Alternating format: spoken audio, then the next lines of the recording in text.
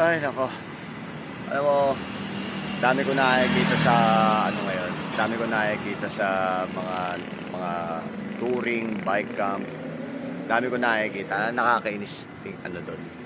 Yung tipong dami-dami nilang pack, ang dami-dami nilang load. Alam mo yung sobra-sobra sa load. May likod, may harap. Tapos meron pang sa manibela. Diba? Tapos ang pupuntahan lang naman nila, Bicol lang naman. Pupuntahan nila, Marinduque lang naman. Pupuntahan nila, lang naman, Baguio lang naman. Pero grabe yung mga pack nila. Nakakainis yung ganun, no? Oo nga. Parang may gustong patunayan eh.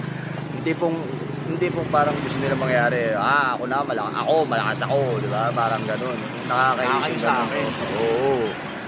Pagka mga ganun nakikita ko mga tao, sa bagay, kanya-kanyang trip naman yan. Pero nakakainis yung ganun, yung tipong para lang masabi ng mga tao na malakas to, grabe, layo na napuntahan nito, di ba? Tapos ganun, di ba? Ikaw, Besh, kapag nagbabay ka ba ng ganun kalayo, ganun ka ba mag-pack? Hindi, ako, pack light lang ako. Kung ano lang yung kailangan. Kaya lang kailangan, no? Ako rin eh. Kaya hindi ako sa ganun. Hindi ako ng mga ganung klaseng tao. Kung ano yung kaya ko lang, yun lang kaya kong gawin. Ayoko na masyadong maraming bag, ayoko na masyadong maraming nakalagay sa likod tsaka sa harap.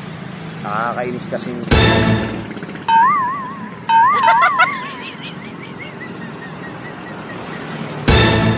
Ayun, di ba?